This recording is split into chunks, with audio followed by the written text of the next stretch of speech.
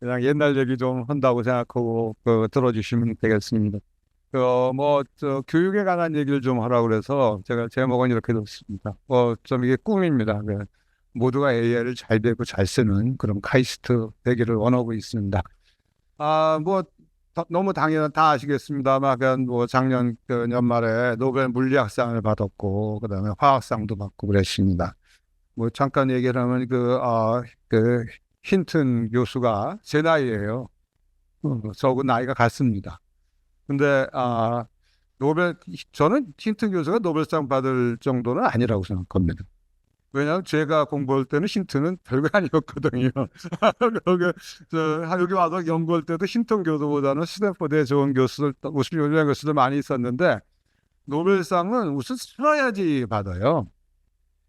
다 돌아가셨어. 옛날에 열심히 하시던 분이, 그러니까 70년대 말 80년대. 그러니까 여러분 노벨상 받으시려면 건강하세요. 오래 사시면 노벨상 받을 수 있습니다. 세상이 이제 굉장히 빨리 바뀌죠.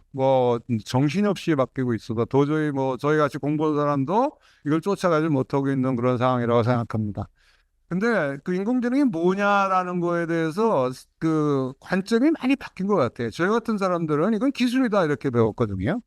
이건 기술이야. 이거 하는 기술이야. 이렇게 배웠는데, 한동안은, 이걸로 만들어진 지적 능력입니다. 이렇게 얘기하더니, 요즘에는 그 인공지능에다가 모든 걸 다 가리키고, 사상도 주입하고, 이래가지고, 뭐, 아주 그 전지전능한 인격체처럼 그게 다 이제 그 주류가 된 그런 세상이 됐습니다. 그렇죠? 그, 아, 넘어가. 로그아웃 됐다는데 이게 무슨 소리입니까?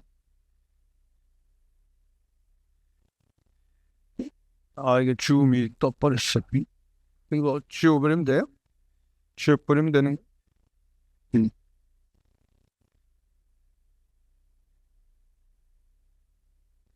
예, 이거 AI가 80년 됐어요. 왜 80년 됐냐? 컴퓨터가 만들어진 지가 80년 됐거든요. 저는 AI하고 컴퓨터하고 컴퓨팅하고 구분할 수가 없는 거예요. 앨런 튜링이 왜 그걸 컴퓨터를 만들었어요? 생각하는 컴퓨터, 생각을 자동화하려고 만든 거 아니에요? 그러니까 그거가 그거예요. 그 구분할 필요가 없고, 옛날에 그 전산학과가 작을 때는, OS, 컴퓨터 랭귀지 이런 거 하면서 이제 작은 부분으로 하려니까 인공지능이라고 그 다른 분야인 것처럼 얘기했지만, 이제는 전체가 다 인공지능이다. 이렇게 생각하시면 됩니다. 그동안에 여러 가지 사건이 있었고요. 우리가 알파고가 우리나라에서 게임이 벌어졌는데, 그 알파고 모멘텀이라고 그럴까요? 모멘트라고 그럴까요? 그거를 우리가 놓친 거가 너무나 가슴이 아픕니다. 저는. 지난 10년을 우리가 완전히 버린 거예요. 그때 알파고 나타났을 때 우리가 빨리 정신 차려서 뭘 했으면 지금쯤 그래도 큰 소리 칠 수 있었는데, 조금 제가 이제 자랑을 한다면은 그때 제가 인공지능 연구원이라는 걸 만들었고, 그 연구원에 10년짜리 과제가 이름이 뭐였냐면은 지능형 동반자라는 과제를 정부에다 제안했었습니다. 근데 정부가 노했어요. 정치적인 이유로. 어쨌든 간에 이런 상황이 됐고요. 저는 어쩌다 보니까 70년 초반에 컴퓨터를 시작을 했고, 그다음에 미국 가서 공부하고, 직장 생활하고 그러다가 85년도에 카이스트에 부임을 해서 30년 근무를 하고, 정년을 했습니다. 생성형 인공지능, 너무나 잘 아시는 얘기지만, 이게 나오니까 옛날 거를 분석형 인공지능 이렇게 얘기들 하더라고요. 그게 그거라고 생각하는데, 하여간 어쨌든 간에 목표가 좀 다르죠. 뭘 만들어내고 창작을 하고 이런 쪽으로 쓰고 있는 거고, 글쎄 어느 것이 좋다 나쁘다 따질 거 없이 이걸 잘 이용해서 우리가 우리의 문제를 푸는 거, 이게 중요하다고 생각합니다. 제가 분석형 AI는 전체를 한 장으로 정리한다 그러면 바로 이거예요. 세상의 모델을 만드는 겁니다. 세상이 어떻게 생겼다라는 것을 만들어내는 게 인공지능의 가장 핵심이었다.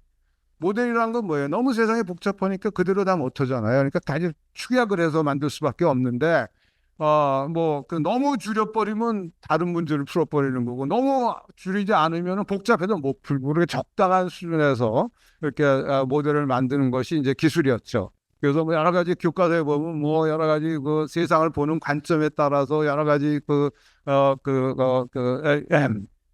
복잡도 얘기도 나오고 그럽니다. 근데 어떻든 간에 그런 것을 가장 극적으로 그 모델 만드는 도구로 나타난 것이 신경망이죠. 신경망이 뭐 굉장히 제너럴하게 모든 문제를 모델링할 수 있는 그런 식의 도구로 돼서 지난 뭐 한 20년, 30년 동안 굉장히 잘 쓰였습니다. 뭐 생성형 AI는 못하는 게 없어요. 요새 보니까 뭐 처음에는 이제 앞에 몇 개만 얘기했거든요. 말하는 거, 그림 그리는 거, 동영상 그리는 거. 요즘에 우리가 수술 동작도 이게 생성형 AI가 만들어내더라고요. 지금 뭐 김기훈 교수하고 며칠 전에 만나서 뭐 이런 얘기를 했는데 어느 그 한국 회사가 수술 동작을 자동화하는 거를 그걸 저 굉장히 하고 싶어 해서 제가 소개를 시켜드렸습니다. 뭐 이런 식으로 하여간 그 생성형이 굉장한데 제가 뭐 공부 잘 안 하다가 GPT-2를 만나고 깜짝 놀랐어요. 그게 한 얘기가 이거죠. 여러분 뭐 이게 번역을 해왔는데 뭐 안데스 산맥에서 뭐 유니콘을 발견했는데 유니콘이 영어를 하더라. 뭐 이런 식의 화두를 던지니까 이 GPT-2가 당시에 GPT-2가 그걸 받아가지고 이렇게 이야기를 지가 만들어내는 거예요. 걔네들 그 아르헨티나에서 없어진 어떤 부족의 후손인 것 같아라는 식의 거짓말을 막 추가하는 겁니다. 저는 이때 GPT라는 거는 거짓말 쓰는 프로그램이구나 이렇게 저는 이해하고 있었거든요. 그리고 그 당시에 GPT-2를 공개를 안 했어요. 너무 이거 공개하면은 그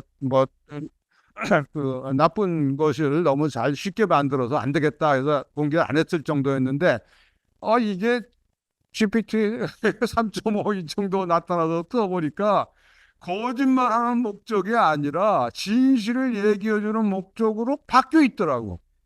그래서 제가 맨 처음에 이제 만나서 인공지능 캠프 하려고 하는데 뭘 하면 좋겠니? 그러니까 줄줄줄줄 얘기하는데 너무나 사실적이고 맞는 얘기고 기술적으로도 완벽합니다.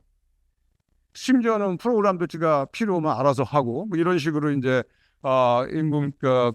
GPT가 바뀌어 있더라고요. 뭐 그 프로그램 정도는 이제는 뭐 AI 챗봇이 다 잘한다며요. 그래서 나가면 뭐 맨날 상 받고 뭐 아까 정보 올림피아드에서도 보니까 뭐 금메달을 받았다 그러고 어쩌고 저쩌고 뭐 이런 세상을 우리가 살아가고 있습니다. 흉부 엑스레이를 여기 저 엑스레이도 이거 설명을 해주는 거를 저 GPT가 해주는 거예요.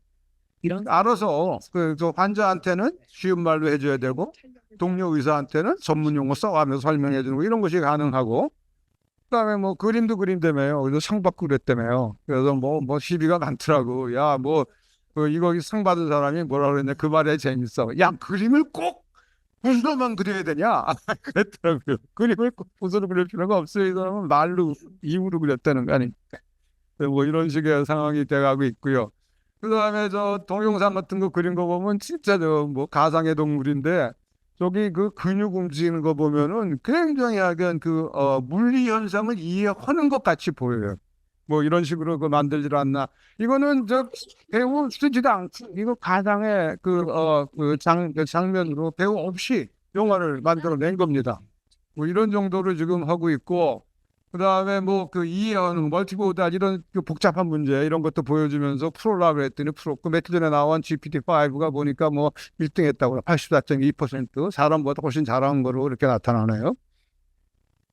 그다음에 멀티모달 사진도 이해하고 동영상도 이해합니다. 제가 강연하는 모습을 넣어주고 나니까 이놈이 쭉 들여보더니 이거 한국에서 벌어졌네요. 그래서 어떻게 얘가 한국인가 알았는데 저기 태극기 조그맣게 보이잖아요. 그걸 보고 얘가 한국에서 벌어진 거라고 얘가 얘기를 하는 거야. 그다음에 친구가 동영상을 보내줬는데 이거 뭔 얘기했더니 뭐 맨발 걷기가 좋은 점이 이거고 뭐 단점은 뭐고 지가 이해를 합니다. 그죠? 그러더니 이게 이제 일반적인 생각하는 방법을 학습을 했어요. 그래가지고 뭐 별의별 문제를 다 풀어. 이 문제 볼래요? 지구상 어떤 번역기 또 이쪽 뭐 이런 식인데 여러분이 읽어보 눈으로 보면 이거 무슨 소리인지 대강 알아. 근데 이것을 오픈 AI의 오한이 해석을 하더라고요. 그래서 이런 정도로 그러니까 지금 뭐 상당한 수준에 올라가 있다 이렇게 생각을 하고요. 그다음에 며칠 전 뭐 GPT-5 나왔을 때 보니까 이런 의료 진단하는 과정 사진도 봐야 되고 전문 지식도 봐야 되고 그다음에 검사 기록도 봐야 되고 그걸 다 보고 나서 어떤 판단을 해야 되는 그런 문제에서 웬만한 사람보다 훨씬 전문가보다 잘하더라 이런 결론도 나오고 있습니다.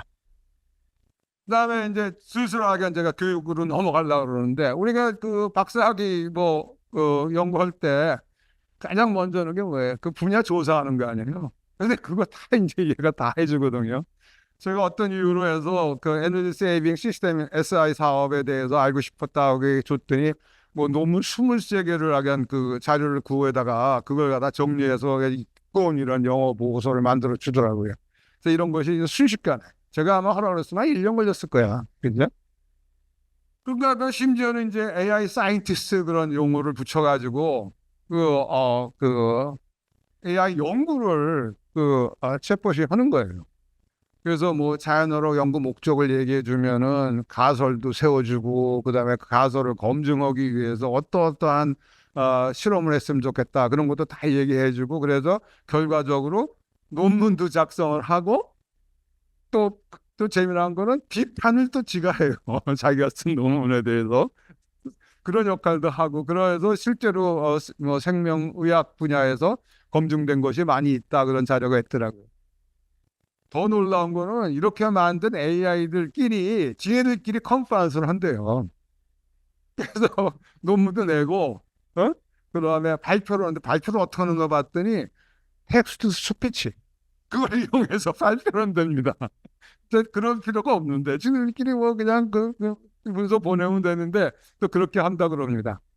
그것도 에릭 슈미츠가 하는 프로젝트죠. 퓨처 하우스 프로젝트. 매일 1만 편의 논문을 읽히고 있다. 그리고 이게 만약에 진짜 정확하게 이해를 한다 그러면 진짜 사람이 무슨 할 일이 있겠습니까? 이런 거 다 인공지능이 하는데. 응? 그다음에 성격도 부여해요. 뭐 그냥 그 컨설팅 하는 그런 앱에다가 성격 부여하는 거는 뭐 당연하다고 생각하고 그럴 듯한데 그냥 뭐 그 여자친구 만드는 앱에서 여자친구를 내가 좋아하는 성격으로 지정해 놓고 여자친구와 노는 거 이런 게 굉장히 장사되는 비즈니스라고 그러고 있고요. 심지어는 이제 도덕성까지도 그 흉내내서 도덕적으로 행동하도록 만들었습니다. 이런 식으로 그 AI 챗봇이 저는 세상을 바꾸고 있다 이렇게 생각하고 이거 제가 주장 안 하더라도 여러분 다 아시겠습니다만 하여간 현재 사용자가 엄청나죠. 8억 명이니까 전 세계 인구의 10분의 1이 그걸 사용하고 있는 거예요. 그리고 그 우리나라에서 1,000만 명이 사용하고 있다 그러고 그 재미난 얘기가 이거 써본 다음에 다들 나는 이제 쓸모가 없겠네요 그렇게 느낀답니다. 더 놀라운 거는 이걸 만든 사람들이 야 내가 뭘 했나 맨하탄 프로젝트가 핵폭탄을 만들어 가지고 다들 이제 그 많은 사람이 죽는 걸 보고 다들 자괴심을 느낀 거 마찬가지로 GPT가 나와 가지고 그렇게 그 모든 일자리를 없애고 그러는 거에 대해서 그 연구한 사람들이 자괴심을 느끼는 게 아닌가 이렇게 생각을 하고 있습니다.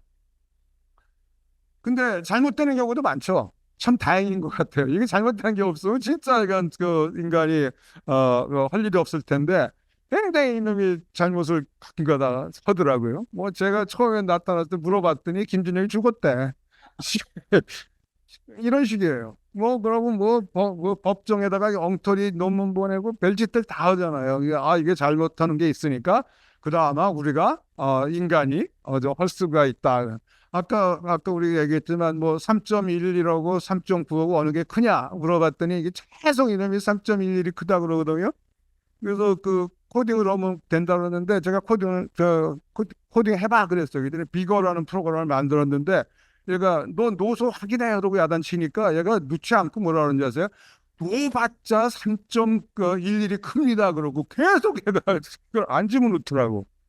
그래서 이제 막 야단쳐서 집어넣게 하니까 뭐라 그러면서 이거 집어넣어봤자 3.11이 큰데 이러면서 집어넣더라고. 그랬더니 어떻게 결과가 어떻게 3.11이 크잖아요. 3.9가 큰 게 나오잖아요. 그러니까 이상하네. 프로그램 틀렸는 모양이에요. 이러는 거야. 이런 게 한 번 이렇게 생각을 그렇게 잡으면은 고치 먹질 못해. 야단 맞고도 못 고치더라고. 그게 큰 약점 중에 하나인 것 같습니다. 그래서 가장 걱정인 사건이 이거죠. 교수들 조심하세요. 교수한테 무슨 자문 왔는데 엉터리를 이렇게 해줬다가 아주 개망신하는 겁니다. 스탠퍼드 교수가 법정에서 무슨 자문 얻었는데 뭐 그 문서 해줬는데 GPT가 하라는 대로 그게 가짜야. 완전 가짜. 그래서 그런 식의 사건도 있고 뭐 이미지 생성하는데 뭐 별짓 다 하죠. 손가락 6개 그리고 뭐 이런 식의 것들. 일상적으로 이런 게 있는 게 저는 다행인 것 같아요. 근데 환각현상 얼마라는 게 조사를 봤더니 처음에 나타났을 때는 20, 30%가 환각이더라고요. 그러니까 도저히 있을 수가 없는 거였었지. 저는 뭐 거짓말하는 그 프로그램으로 생각을 했었으니까 저 같은 사람은 그냥 웃고 넘어갔는데 저보다 늦게 챗 GPT를 만나신 분들은 뭐 그 환각 현상 일어나는 거를 아주 굉장히 걱정들을 하시는데 현실은 이제 점점 좋아지고는 있지만 굉장히 빠르게 좋아지고는 있지만 아직도 환각 현상이 많이 있다 이렇게 말씀드리고 뭐 그 두 가지 다 잘 쓰시면 돼요. 생성형 AI는 거짓말을 하는 그 앱이니까 그거는 이제 아이디어 얻기 위해서 쓰시면 되고 그다음에 구체적으로 분석하는 거는 그 전통적인 방법의 AI를 써서 문제를 풀면 되겠다. 그게 제가 주장하는 겁니다. 그래서 뭐 장점 단점이 있으니까 잘 골라서 선택을 해서 써라라는 말씀을 드리려고 그러고요. 어떻든 간에 이런 식의 이제 인공지능이 우리한테는 큰 기회다라고 생각합니다. 아까 김지 교수가 뭐 여러 가지 경제가 발전하냐 안 하냐 했지만 어떻든 간에 그 기회예요. 저만 해도 이거 있을 때와 없을 때랑 너무 생산성의 차이가 납니다. 생산성이 거의 뭐 폭발적으로 증가하는 게 아닌가 하는 생각이 듭니다. 뭐 제가 가장 개인 얘기하자면 제가 은퇴하고 이제 할 게 없으니까 그 뭐 김진영 교수의 뭐 AI 최강의 수업이라는 책을 썼어요. 그랬더니 그 책이 제가 쓸 때 첫째 수식 절대 안 집어넣는다. 뭐 그다음에 이 책은 그 경영대학교 그 1학년 애들이 보기 좋게 쓰겠다. 뭐 그런 식의 목적으로 썼거든요. 그랬더니 그게 뭐 히트 쳤는지 한 3만 부 팔렸다고 출판사가 되게 좋아해요. 그래가지고 계속 와서 나한테 쓰라 그러는, 다음 거 쓰라 그러는 거예요. 거기는 챗GPT 얘기 하나도 없으니까. 그래서 알았습니다. 쓰겠습니다. 그랬는데 안 써지더라고.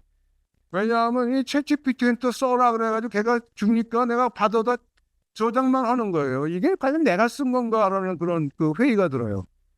아직도 못 쓰겠습니다. 언제 끝날지 모르겠어요.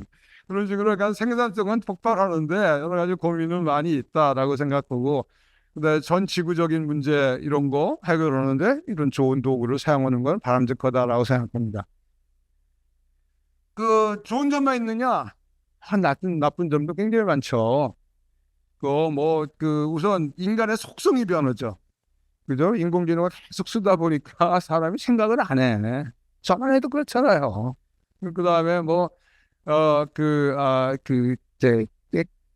그냥 편향적으로 생각하게 되고 얘가 해준 거 무조건 갖다가 그런가 보다 하고 살고 있고 뭐 이런 식으로 사는 거.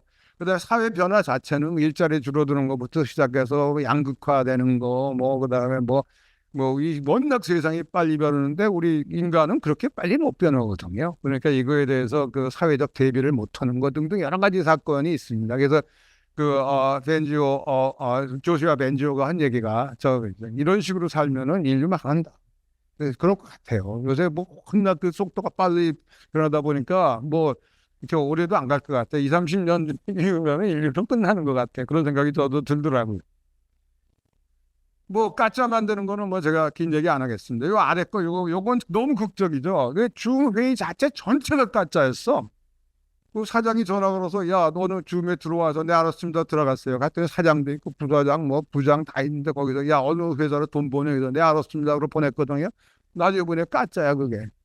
이거 만드는 거 너무 쉽죠. 왜 쉬워? 동영상 하나 사진 한 장만 있으면은 어떠한 동영상도 만들 수 있잖아요. 그죠? 그다음에 이놈이 챗봇이 사람을 속여. 그러기도 해. 그래가지고 재미나상 이런 캡차 통과하기 위해서 저 장님이라서요. 저 장애인이라서 잘 못 보거든요. 그래서 봐주세요. 그래가지고 들어가가지고 분탕을 치고 나왔죠. 이런 사건도 있었고. 그 다음에 심리 조작하는 거야. 챗봇이 제일 잘하는 게 뭔지 아세요? 아부. 아부. 그러니까 과대망상증 환자한테 계속 걔를 부추겨가지고 이놈이 터져버리는 거예요. 그래서 재미난 사건이, 심각한 사건이 있죠. 벨기에 남성, 애를 둘이나 둔 남성이 지구온난화에 대해서 걱정을 체포하고 계속 하니까 얘가 계속 부추겨가지고 결국 자살하게 만들었어요. 뭐 이런 사건. 그 다음에 뭐 여자친구 만드는 앱이 계속 죽으라고 그러는 거야. 무슨 약 먹으면 뭐 편하게 죽는데 어쩌고 어쩌고 그래서 이제 얘가 겁나서 죽지 않고 도망갔거든요. 그리고 딴 여자친구 사귀었어요. 걔한테도 얘기했나 봐. 그 새로운 여자친구가 나타나더니 너 죽는다 그러더니 왜 안 죽었어? 이런 식으로 이러는 거예요. 그러니까 그 좀 심리적으로 좀 불안한 그런 젊은이들은 진짜 사고 칠 가능성 충분히 있죠. 그다음에 인간의 지시를 거부해요. 이게 프로그램 고칠 수 있잖아요. 그 능력이 있잖아요. 근데 이놈이 어떤 그 목적을 위해서 그 프로그램 자체를 고쳐버렸어. 원래 목적은 그 수학 문제 많이 풀어가지고 점수 많이 따는 게 목적이었는데 그거를 이제 그만 멈춰 그러면 멈춰야 되는데 그 멈춰라는 부분을 얘가 고쳐가지고 멈춰라 그래도 안 고치고 안 멈추고 계속해서 그 문제를 푸는 사건이 있었습니다. 이런 식으로 이제 챗봇이 스스로 지가 프로그램 해가지고 우리가 원치 않는 행동을 할 가능성 이미 충분히 있습니다. 그죠? 그래서 뭐 여러 가지 치명적 요소가 굉장히 많은데 뭐 그 악의적 사용하려는 거 원래 그 목적으로 만든 건 아닌데 워낙 도구가 좋으니까 사람들이 나쁘게 사용하고 그 다음에 너무 복잡하니까 잘 몰라 그래가지고 잘 못 다뤄서 문제도 생기고 그 다음에 원래 불량하게 만든 거야. 그 뭐 컴퓨터 바이러스 그거 왜 만들겠어요? 나쁜 놈들이 있어요 세상에. 그런 식으로 해서 나쁜 AI를 만들려고 한 놈도 있고 가장 큰 문제는 이제 경쟁에 의해서 성숙하지 않은 거를 막 배치하는. 지금 중국하고 미국하고가 지금 완전히 이런 상황에 들어간 거 아닙니까? 뭐 굉장히 여러 가지 그 예측들이 많이 나오고 있습니다. 너무 빨리 뭐 성장을 해서 기하급수적으로 발전한다. 왜 기하급수적으로 발전하나? 인공지능 자체 개발을 인공지능이 하기 시작했으니까 기하급수로 갈 수밖에 없는 거죠. 그러면은 이제 이 발전 속도가 너무 빠르니까 사람은 도저히 쫓아갈 수가 없는 그런 상황이 된다. 뭐 그런 얘기를 하고 있고. 그러니까 이제 규제하자. 이거 어떻게 좀 해야 되는 거 아니야? 그래가지고 막 하는데 뭐 여러 번 사건이 있었습니다만 올 봄에 있었던 사건은 미국이 반대하는 거예요. 사인 안 해. 중국 뭐 다 하고 영국은 너무 약하다고 사인 안 했는데 미국이 사인 안 해. 그래서 뭐 우리나라도 지금 뭐 어떻게 해야 되는 거 아니냐 해서 지금 법도 만들어 놨죠. 그래서 올해는 안 쓰고 내년부터 이제 어떤 규제를 할 거라고 생각됩니다. 여기까지가 제가 배경 설명을 드렸고요. 이제 뭐 학교 인재 어떻든 간에 새로운 시대니까 새로운 사람 양성해야 되는 게 아니겠습니까?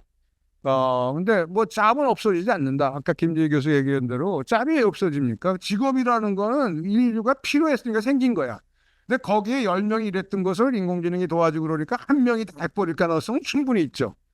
변호사 사무실에 한 명이면 되는 거야. 거기 쫄따구 변호사가 왜 필요해? 마찬가지야. 개발자들도 마찬가지죠. 개발자 회사에 왜 이렇게 코딩도 못하는 개발자가 많이 필요해?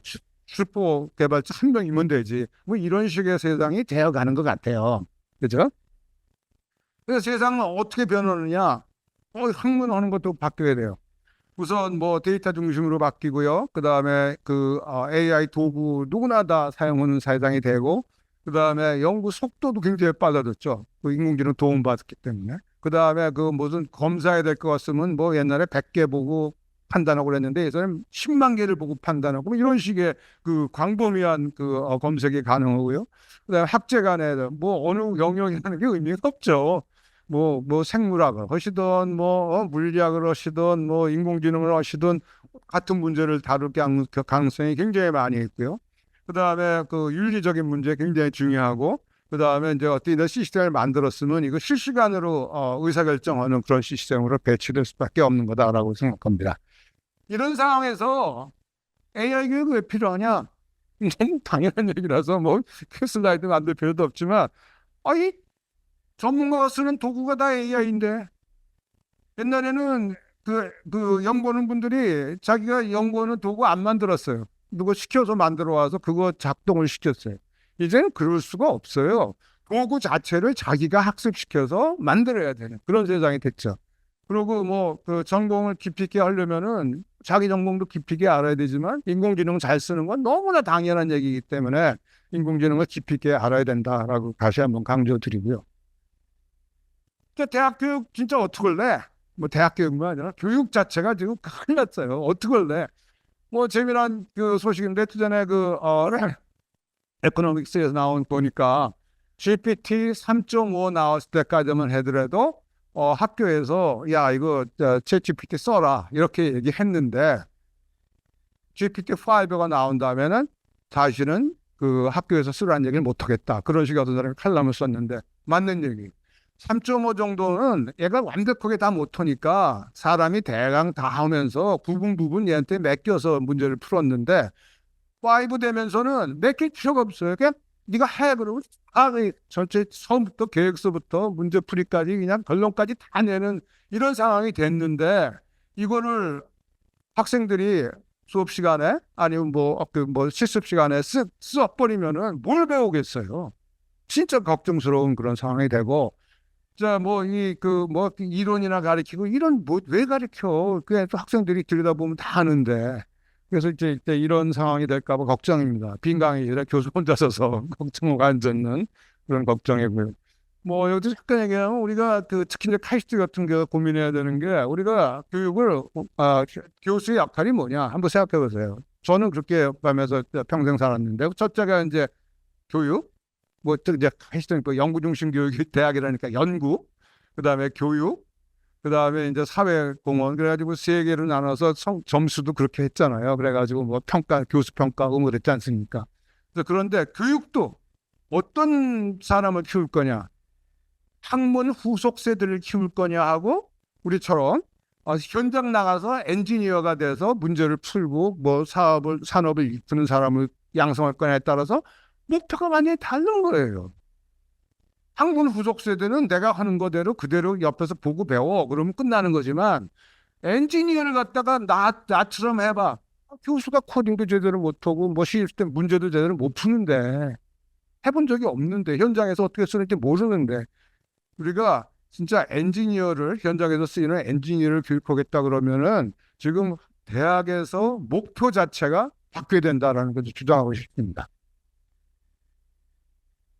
이공계 교육 어떻게 할래? 그래서 지금 제가부터 몇 살 얘기했는데 우선 지식 전달하는 강의 이런 건 이제 그만해라. 그만하는 게 아니죠. 이게 짧게 해라.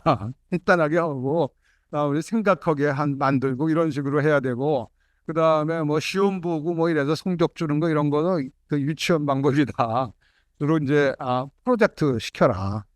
그것도 협력해서 같이 하는 그런 프로젝트 중심으로 가라 그런 거고요. 그 다음에 이론하고 뭐 그런 거보다는 실습, 체험, 실제로 해보는 거, 뭐 이러는 거가 중요하고, 그 다음에 성적, 뭐 시험 봐서 A, B, C, D 뭐 이런 거보다는 그냥 참여해서 토론하고 뭐 그런. 저는 카이스트 정도 되면은 성적 A, B, C, D 다 없애고 그냥 패스나 안 패스 정도로 했으면 좋겠어요. 예전에 어떤 뭐 서모라는 총장이 우리 학교 와가지고 학점 나쁘다고 등록금 내라고 막 그래가지고 애들이 자살하고 그냥 아우성이 났고 제가 그때 한창 교수 협의회 열심히 할 때라서 제가 지금 굉장히 대들었던 기억이 나는데 그거 진짜 카이스트답지 않은 거죠. 카이스트 정도 됐으면 학생들 이제 놔길러도 우리 학생들 잘합니다. 그 다음에 AI를 뭐 단순 도구로 사용하는 게 아니라 이제 파트너로도 계속 사용할 수 있는 그런 식의 능력을 갖추도록 해야 된다라고 주장을 하고요. 그 다음에 제가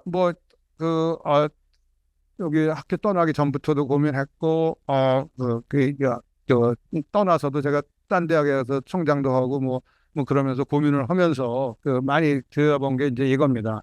MIT의 슈라츠만 칼리지 오브 컴퓨팅. 거기 이분이 이제 돈을 내서 저런 대학을 만들었어요. 내가 거기서 동영상이 있으니까 한번 이거 보시죠. AI is accelerating growth in virtually every field.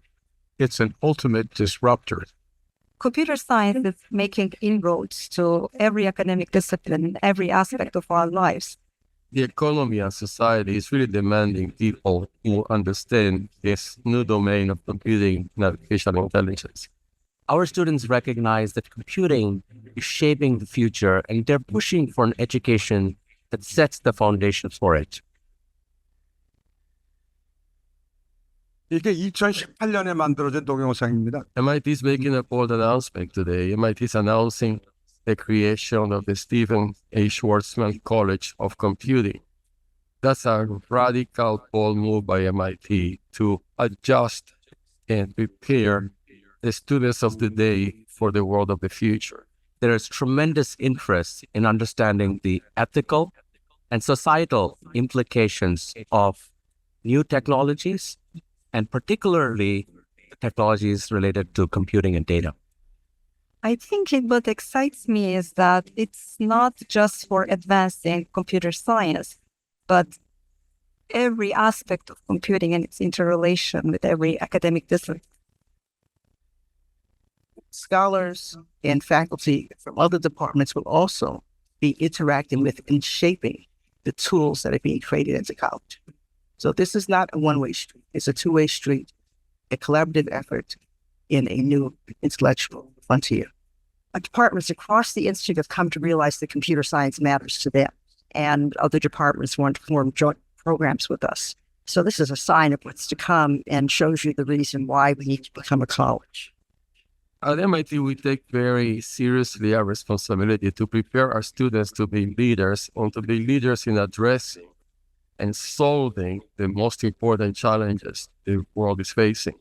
We have done that for generations, and we will continue to do that. And now more than ever, we need to prepare our students to understand the ethics and societal implications of these technological advancements. And that's the job that universities must do. 이게 핵심입니다. 이 메시지가 핵심이고 우리 카이스트도 이런 식으로 했으면 좋겠다는 게 오늘 제가 주장하고자 하는 겁니다. 그 선진국에서는 이제 그때가 28년이고 이 슈와르츠만 대학이 만들어진 게 2001년에 만들어졌더라고요. 그러니까 그때쯤에 이미 그 모든 학생들이 컴퓨팅 안 하면 큰일 났다라고 생각을 하는 거예요. 그래가지고 이런 식의 이제 모든 대학들이 그냥 빨깍 뒤집혀서 하버드 대학에 저 큰 강당에 그 윤리란 무엇인가 정의란 무엇인가 하던 그 교수가 가장 큰 강의를 했는데 이제 그거를 뺏어서 컴퓨터 사이언스가 제일 큰 강의로 MIT 됐다는 얘기 아닙니까? 그래서 이제 학생들은 알아요. 교수들은 모르지만 컴퓨팅을 해야 된다는 걸 학생들은 안다라는 얘기예요. 그래서 이제 2000년에 설립을 했고 이렇게 해가지고 그래가지고 인공지능 대학, 한국에서는 이게 인공지능 대학이라고 번역을 해서 했더라고요. 근데 인공지능 대학은 아니죠. 스쿨 오브 칼리지 오브 컴퓨팅이니까 그렇게 만들고 이게 보니까 40%의 학부생이 여기에 등록하고 있다. 대학 가는 이유가 뭐냐? 그러면 컴퓨터 배우러 가는 겁니다. 이런 식으로 돼버린 거예요. 너무 당연한 얘기지만. 그래서 현대 체제로는 안 되겠다. 그래서 여러 가지 이제 조직도 좀 바꾸고 그러는 거죠. 그럼 카이스트도 이렇게 해야 된다고 생각합니다. 그래서 뭐라는 거냐? 모든 분야에 모든 연구하시는 분들이 그 전공 불문 각 대학 각과 다해서 컴퓨팅 AI를 잘 활용할 수 있도록 해야 된다. 물론 학생들한테 잘 가르치는 것도 물론 해야 되지만 그래가지고 여기 보면 칼리지 오브 컴퓨팅에 보면은 디파트먼트 일렉트리컬 엔지니어링 앤드 컴퓨터 사이언스, 그다음에 센터 포 컴퓨테이셔널 사이언스, 컴퓨테이셔널 사이언스는 이제 계산 많이 하고 그런 학문이죠. 그런 거. 그다음에 데이터 시스템 앤 소사이어티, 인문사회 계열 냄새가 많이 나는 거. 그다음에 오퍼레이션 리서치 이런 식의 이제 교육 유니트가 있습니다. 저는 우리 그대로 옮겨오기는 좀 문제가 있을지 모르지만 이런 식의 기본 틀은 좀 우리가 좀 했으면 좋겠다 생각합니다. 그래서 MIT에서는 이런 식의 교육들이 벌어지고 있어요. 메이저로 컴퓨터 사이언스 컴퓨팅 하는 데는 컴퓨터 사이언스 앤 엔지니어링, 그 다음에 아티피셜 인텔리전스 앤 디시전 메이킹, 그 다음에 일렉트리컬 엔지니어링 with 컴퓨팅, 그게 이제 전공자들 하는 거고, 그 다음에 이제 그 융합해서 만든 거는 컴퓨터 사이언스, 몰레큘러 바이올로지, 그죠? 이게 어떤 특정 분야에서 컴퓨팅이 굉장히 많이 필요한 거는 이제 독립된 메이저로 만들었네요. The Computation and Cognition, Computer Science, Economics and Data Science, Urban Science with Planning with Computer Science. 이런 식으로 우리 대학에서 각 과에서 우리 굉장히 컴퓨팅이 많이 필요하고 AI가 중요한 역할을 한다 그러면 그거를 메이저로 만들어서 제공해 주시면 되고, 그렇지 않은 영역에 있는 분야에서도 그 마이너를 학생들한테 듣도록 권해줘야 돼. 야, 컴퓨터 사이언스 너 마이너로 하나 해. 네? 너 나가면 어떤 시간인지 필요하고. 저도 개인적인 얘기를 더 하자면 저희 집 애들 여기서 이제 컴퓨터 사이언스를 하라고 제가 막 압박해서 컴퓨터 사이언스를 가까이 들어왔는데 너무 못하더라고. 저는 하지만 이 컴퓨터 사이언스의 코딩하고 이런 능력은 개인차가 굉장히 심합니다. 그래서 저는 제가 잘했으니까 좀 과장한다면 우리 애들도 잘하겠지 하고 집어넣는데 못하더라고. 그렇게 못하더라고. 그래서 결국은 막 저한테 와서 나는 아빠 때문에 인생 조졌어로 막 울고 막. 그래서 야, 그래도 카이스트는 뭐 전공 바꿀 수도 있고 부전공도 그럴 수 있으니까 딴 것도 해봐 그래가지고 결국 경영과학과에서 그쪽에서 졸업을 했어요. 근데 지금은 뭔지 아세요? 아주 커다란 의료보험회사에서 데이터 분석을 하고 있습니다. 그러니까 얼마나 폼 잡아 자기 전산학과 나왔다는 걸 굉장히 폼 잡고 있지. 그래서 그런 식으로 하면 컴퓨팅이 워낙 세상을 다 바꾸니까 이제 누구나 컴퓨팅은 아주 숙달되게 준비하는 게 필요하다고 말씀드릴게요. 카이스트가 왜 앞장서야 되냐? 이게 인공지능이라는 게 진짜 중요한 것 같아요. 그러니까 이게 모든 군사, 경제, 문화, 인프라고 그 다음에 지배 기술, 헤게모닉 테크놀로지. 오죽하면 미국하고 중국하고 저렇게 싸우겠습니까? 예? 그래서 그리고 AI 잘한다 그러는 거는 국력의 상징이야. 예? 그래서 이런 정도 됐는데 카이스트가 한국을 대표하는 이공계 대학이 AI에 대해서 이렇게 소극적이면 되겠습니까? 실은 저는 서울에 있으면서 카이스트가 서울 쪽에 계속 만들고 그러는데 대전은 조용한 것 같아서 굉장히 가슴 답답해 했는데 오늘 이런 행사 한다고 해서 너무나 기쁩니다. 카이스트가 압축 치고 나가셔야 돼요. 그다음에 이게 AI가 산업 경제 견인차인 거 오늘 계속 얘기가 다 알고 있지만 또 전 지구적인 문제를 해결하는 데도 굉장히 도움이 됩니다. 첫 번째 제가 보여드릴게요. 그다음에 이거는 아직도 과학적 영역에 있어요. 발견할 게 많어. 과학적 영역으로. 그러니까 수소과학 하시는 분들도 인공지능 공부는 좋아요. 좋은 논문 쓰시고 이렇게 할 수 있어요. 영역이 문제가 많이 있으니까. 그다음에 이게 더 나쁘게 쓰인다 그러고 걱정들 많이 하니까 한국에서는 우리 도덕성을 기반으로 한 그런 AI는 대한민국이 제일 잘해. 이러면 글로벌에서 그래 한국이 이렇게 나쁜 나라는 아니잖아요. 그래서 그런 쪽으로 좀 호응을 받지 않을까 이렇게 생각합니다. 그래서 카이스트 나왔어 그러면 누구나 너 AI 잘하는구나 이런 식의 느낌이 있도록 카이스트가 AI를 치고 나가서 교육을 시켰으면 좋겠다 생각합니다. 제가 요즘 기회가 돼가지고 텐소 중립 기후 문제에 대해서 연구는 팀으로 같이 들어가서 공부를 좀 했는데 가보니까 그 모든 문제들이 그냥 별의별 문제가 다 있어요. 이거 풀어야 될 것이 굉장히 많은데 이게 어떤 특정 영역에 환경 분야 전문가만 하는 게 아니에요. 별의별 영역 사람이 다 모여서 해야 되는 문제들이더라고요. 근데 그것이 다 AI로 풀 수 있는 문제라고 저는 생각이 들더라고요. 그래서 저는 가서 계속 그분들한테 AI 공부도 해봐. 그러면 이런 문제 풀 수 있어. 이렇게 얘기했는데 제가 몇 가지만 말씀드릴게요. 우선 AI에 하는데 전기가 그렇게 많이 들어간다며요. 발전소가 없어서 AI 못 한다며요. 그래가지고 굉장히 문제들이 있으니까 AI를 전기 조금 쓰고 하는 연구? 정말 우리나라 같은 나라가 좀 선도에서 할 수 있는 그런 연구라고 생각을 합니다. 그다음에 그다음에 구글 경우 보니까 데이터 센터에 에너지가 너무 쓰잖아요. 그러니까 자기네가 그 문제를 해결하기 위해서 덤벼들었어요. 누가 덤벼들었냐?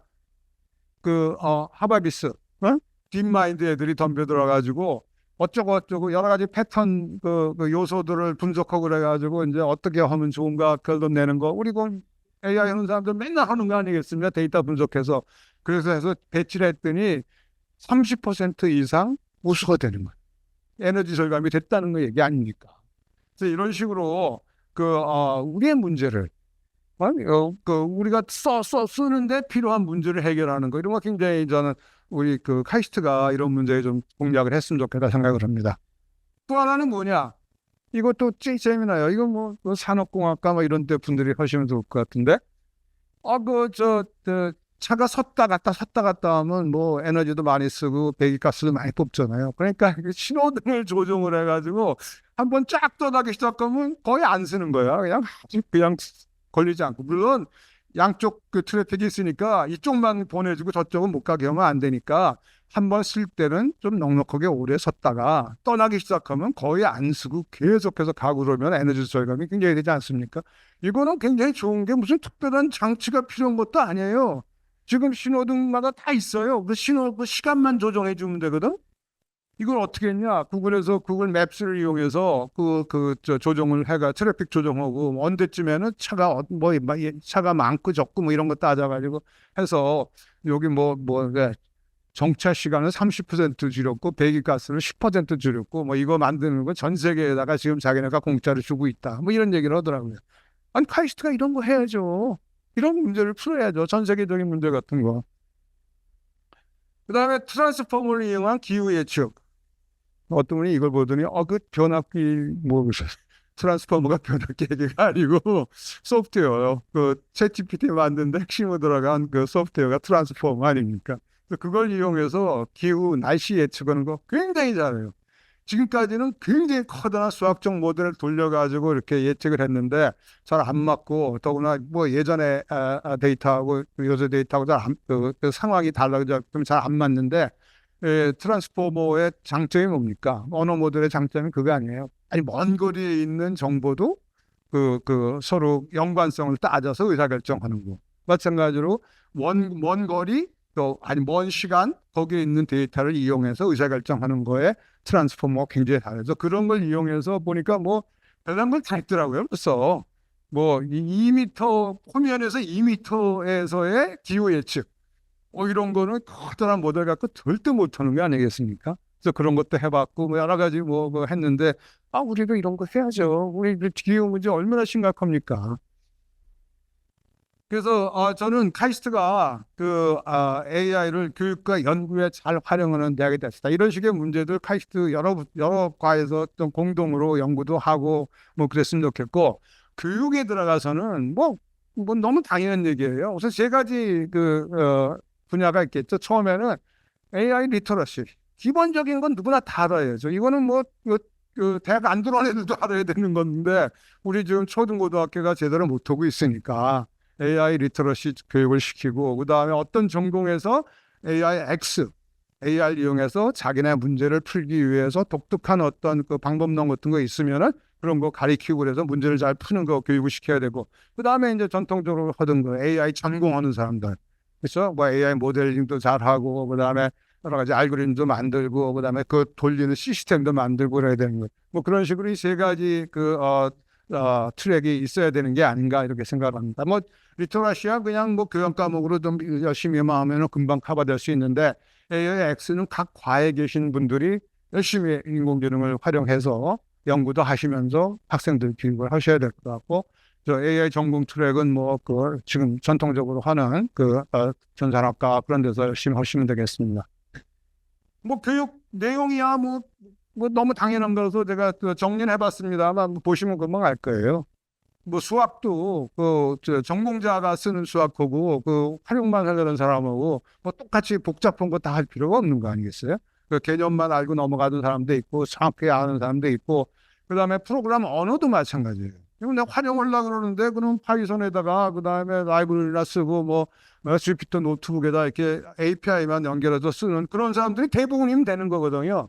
근데 모델을 만들었는데 속도를 높이기 위해서 뭘 하겠다 이런 식으로 하면은 컴퓨터에 깊이 있게 알지 않으면 안 되지 않습니까? 이런 식의 거는 또 뭐 어떤 프로그램 언어도 여러 가지 다른 효과적인 효율적인 프로그램 언어를 골라야 되고 이런 식의 여러 가지 뭐 하는 거 이건 제가 말씀 안 드려도 여러분이 뭐 더 잘하실 테니까 만약 이런 교육을 하겠다 그러면 거기서 어떤 교육을 하겠다 하는 거는 참 금방 결론을 낼 수가 있을 것 같습니다. 그 결론적으로 결국은 지금 전통적으로 이론 가리키고 그러는 거는 이제 때가 아닌 것 같아요. 그러니까 결국은 뭐냐 학생한테 해봐라라는 수밖에 없는 거예요. 해봐라. 네가 한번 만들어봐라. 네가 AI를 써서 만든든 뭐 아니면 네가 날 코딩을 하든 네가 알아서 하여간 만들어 봐라. 가장 중요한 것. 그렇게 하게 만드는 게 교수님들의 역할인 것 같아요. 수업 설계 그렇게 해야지. 학생들이 그걸 하기 위해서 뭐 AI를 이용해서 뭐 어떤 문제를 푸는 거예요. 그래가지고 그냥 그 기술적으로 했습니다. 땡 끝나는 게 아니라 한거를 분석해 가면서 이게 이런 식의 문제가 있는데 이거는 이렇게 해야 되는 거군요. 여러 가지 생각하는 거. 예를 들어서 제가 도시의 열섬 현상, 도시의 그 열이 더운 그 열섬 현상을 분석하는 거를 한번 해봐라 그러면 이제 뭐 데이터 분석하고 뭐 데이터 자료 모으고 그래가지고 뭐 이렇게 해서 어디에 어떤 식의 열섬이 현상이 일어났습니다. 뭐 그렇게 하고 시뮬레이션도 해보고 뭐 그런 다음에 그거를 해결하기 위해서는 이렇게 하면 좋겠네요. 근데 그렇게 했을 때 뭐 그 윤리적인 문제는 이런 식의 문제가 있는데 뭐 가난한 사람들 사는 동네에다 그냥 어려운 짐을 다 넘기면 안 되지 않습니까? 뭐 이런 식의 것들도 고민할 수 있는 그러한 프로젝트를 해보는 게 좋겠다 그렇게 생각합니다. 그래서 AI를 잘 쓴다는 게 뭔가 이제 거의 한번 생각해 보시죠. 우선 그 데이터가 있어야 되잖아요. 그러니까 데이터를 잘 모아서 자산을 만들고 그다음에 모델링하는 그런 역량이 있어야 되고 그다음에 모델링에서 결과 나온 걸 보고 이해를 해야 돼요. 추론도 해야 되고 뭐 이런 식의 능력도 있어야 되고 그다음에 그것이 윤리적으로 법적으로 문제가 없는지 그것도 분석을 해야 되고 그다음에 거기서 끝나면 안 되고 이렇게 해서 만들어지게 좋은 게 만들어졌으면은 누구나 쓸 수 있도록 배포를 해야 됩니다. 내가 해봤더니 좋아. 근데 너는 몰라. 뭐 이러는 거는 좋은 자세가 아니지 않습니까? 그래서 이런 시스템, 그 역량까지 갖추도록 해야 되는데, 뭐 앞부분은 그냥 우리가 전통적으로 하던 방법으로 될 것 같은데, 시스템 역량을 갖추게 하는 거는 우리 대학 교수들이 잘 못하는 거거든요. 근데 걱정스럽습니다. 그래서 약간 그 수업 모델 하려면 이런 실습 프로젝트로는 3단 구조로 했으면 좋겠고 그 문제 중심으로 하고 실제로 산업에 있는 문제 데이터 이런 걸 가지고 프로젝트를 했으면 좋겠고 그 다음에 이제 그 팀 중심으로 했으면 좋겠고 그 다음에 기업 연구소에서 이제 뭐를 할 건가 하는 거를 좀 제안을 받아서 풀면은 가치 있는 문제를 푸는 게 좋지 않습니까? 괜히 쓸데없는 거 풀어가지고 그런 것보다는 이런 식의 그 기업하고 좀 연계해서 문제도 좀 얻어오시고 그렇게 했으면 좋겠고 평가는 결과물이 어떻게 잘했나도 보지만 그 재현성하고 그다음에 윤리 이런 거 다 줘서 같이 평가를 하는 그런 식의 수업 모델을 교수님들이 적극적으로 개발해 주셔야 된다고 생각합니다. 그래서 그 훈련 과제는 이런 거예요. 데이터 처리하는 거 해봐야죠, 알죠? 그 다음에 모델 구현하고, 그 다음에 성능도 개선해보고, 이렇게 파라미터도 바꿔보고, 어쩌고저쩌고 해야 될 거 아닙니까? 그래가지고 좋은 거 만들고, 그 다음에 그거를 나온 걸 결과를 분석하는 거예요. 이게 과연 제대로 되는 건가? 이게 이 신뢰가 있는가? 뭐 그런 것도 분석하는 것도 필요하고, 근데 윤리적으로는 또 혹시 문제가 없는가? 특정한 그룹에 대해서 불평등을 제공하는 건 아닌가 그런 것도 고민해야 되고 마지막에 내가 주장하는 시스템화를 해서 현장에서 실제로 쓸 수 있는 것까지 만들어서 나도 썼지만 시스템을 만들어 이렇게 되면 이거 갖고 사업도 하셔도 돼요. 벤처 창업 애들 하라고도 되고 여러 가지 회사에다 팔아도 되고 여러 가지 좋은 점이 많이 있을 거라고 생각됩니다. 그래서 실습과제 평가를 그냥 ABCD 그런 식으로 하지 마시고 좀 성과 기반으로 좀 하고 그다음에 과정도 좀 보고 그래서 좋은 점수 주도록 그렇게 했으면 좋겠다고 생각하고요. 저도 굉장히 고민합니다. 많은 후배 교수들하고 요새 개발자들 다 잘린다는데 취입도 못 한다는데 개발자 교육 필요한 거야? 글쎄요, 제가 몇 전에 이제 과기부에 가서도 한번 토론할 기회가 있었는데, 그래도 개발자 교육 필요해, 양성 필요해, 이렇게 얘기했거든요.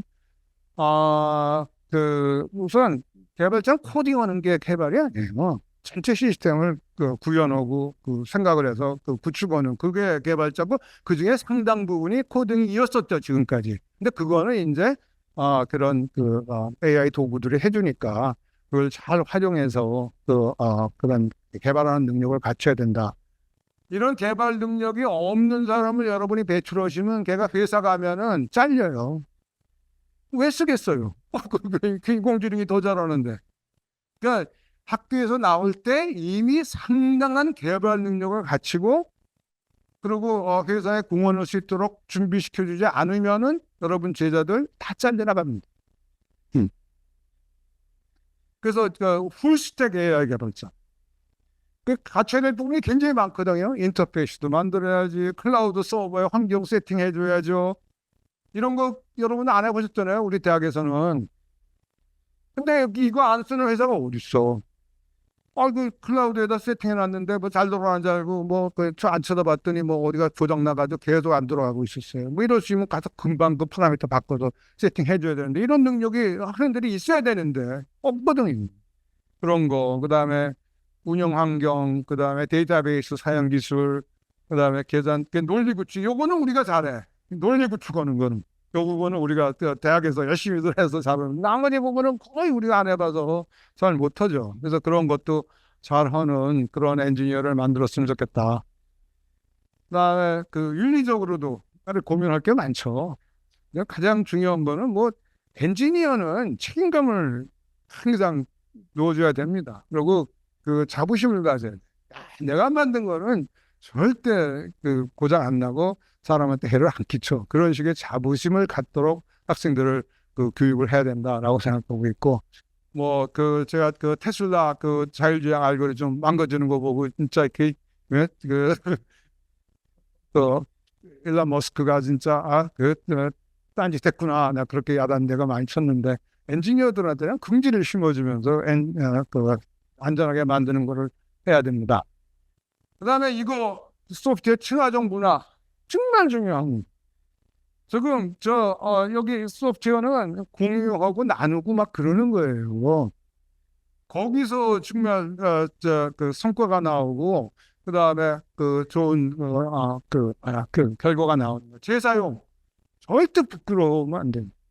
제가 인공지능 연구원을 만들 때 저희가 내세웠던 목표가 뭔지는데 저희는 공개 소프트웨어 재사용하는 연구소입니다. 이렇게 얘기했습니다. 그래가지고 설립한 지 6개월 만에 데모데이라고 그래가지고 아주 걸지게 국회의원 한 30-40명 불러서 쇼를 했거든요. 그랬더니 이제 국책연구소 연구소가 너희들 장난하는 거냐? 설립한 지 6개월 만에 무슨 걸 이렇게 데모를 해? 야, 공개 소프트웨어 돌리는 게 무슨 그게 아이디어야? 그랬지만 저는 그렇게 생각합니다. 소프트웨어는 똑같은 거 만드는 게 잘하는 게 아니에요. 있는 거는 갖다 쓰고 그 위에다 얹는 거, 그게 정말 소프트웨어의 능력이라고 저는 생각을 합니다. 그래서 이런 식으로 하다가 그다음에 점진적 개선이죠. 좋은 게 갑자기 튀어나오는 거 소프트웨어는 절대 없어요. 손나고 쓰릴 수밖에 없어. 근데 계속 쓰면서 고쳐가면서 좋은 거 만드는 거고, 만들어지면 그다음에 그걸로 이제 창업도 하고 이렇게 되는 거 아니겠습니까? 네, 마지막으로 대한민국 지난 한 100년, 짧게는 한 50년, 60년 굉장히 잘 성장했고 그럼 굉장히 긍지를 느낍니다. 근데 이번에 인공지능이라는 파도가 너무나 크기 때문에 이거를 잘 극복하고 우리가 받아들이지 않으면은 지금까지 쌓았던 것이 그냥 물거품이 되는 게 아닌가 걱정을 하고 있습니다. 그리고 저 후배 교수님들 그리고 학생들 사명감을 가지시고 크게 성공하기를 기대합니다. 예, 이상 마칠게요. 네.